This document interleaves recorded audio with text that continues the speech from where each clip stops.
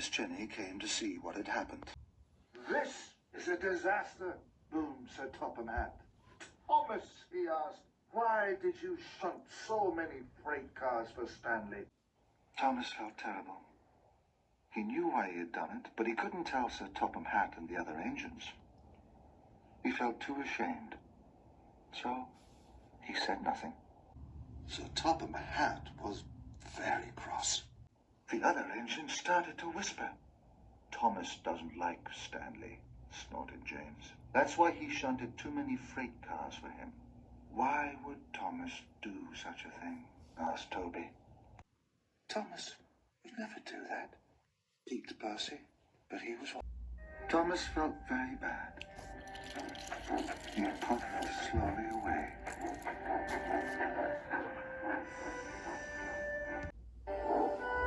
Thomas found an old track. He wanted to be alone.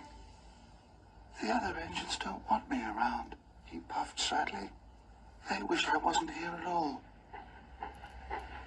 Stanley puffed towards Thomas. He saw that Thomas looked sad and alone. "Thomas feels bad," he chuffed to himself. He felt very sorry for him. Later, Sir Topham Hatt called the engines together. "Now, Great Waterton may not be ready for Sodor Day," he announced sternly. The engines gasped.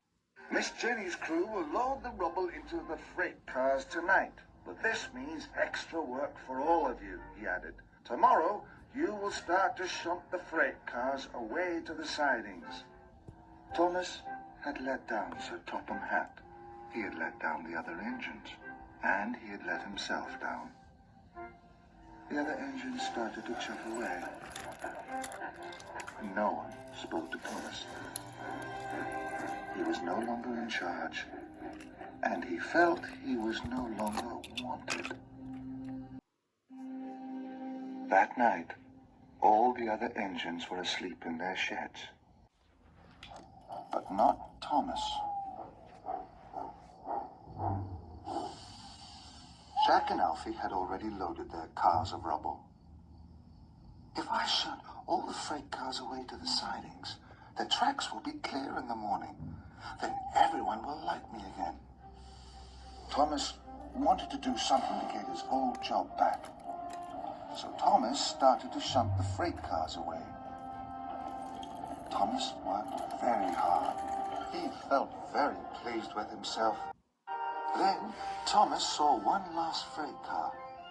It had rolled in front of an old mine shaft. "I'll soon fix that," Thomas smiled.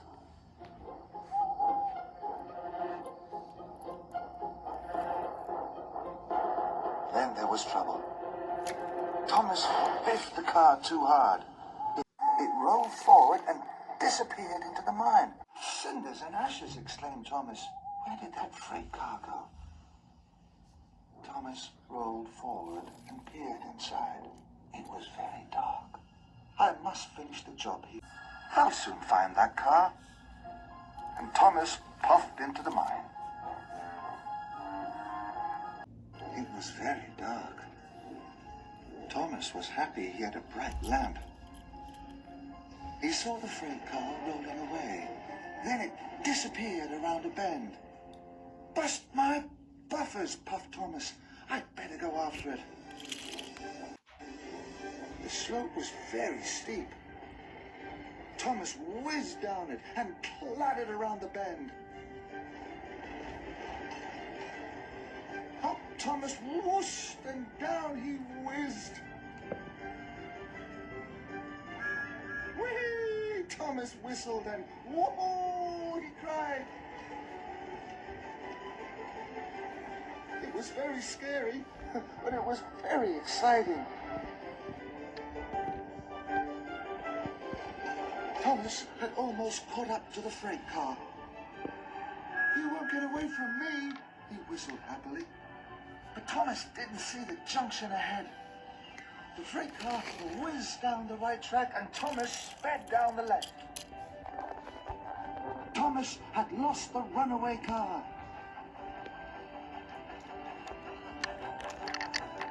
But This roller coaster ride was so much fun. Thomas soon forgot about the freight car. Then there was trouble. The tunnel ahead was blocked. Oh no, cried Thomas. He applied his brakes, but it was too late. Thomas crashed straight through the blocked tunnel.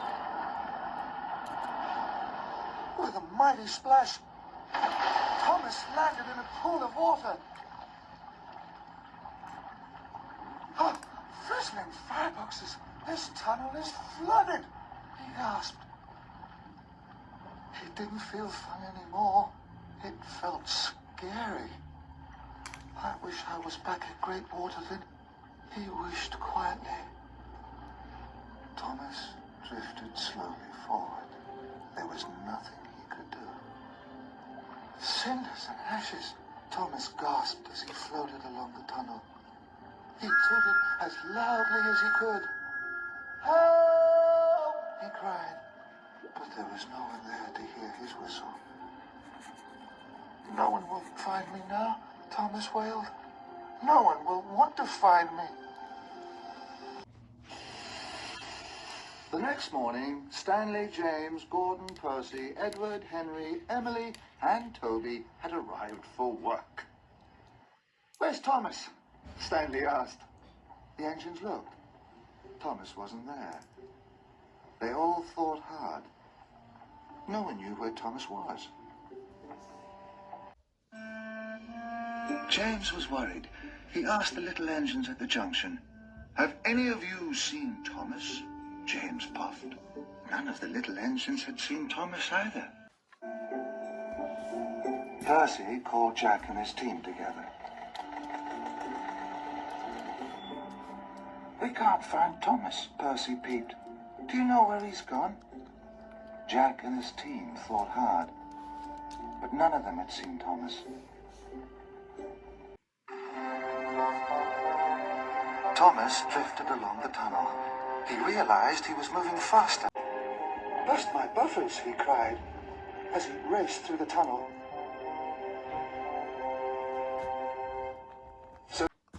Sir Topham Hatt was called. "Sir, Thomas has disappeared," Edward puffed. "No one knows where he is," whistled Emily. "And I miss him," peeped Percy. "This is very strange," boomed Sir Topham Hatt. Everyone agreed, and they had to find Thomas at once. "This is a state of emergency," he boomed importantly. "Everyone must look for Thomas.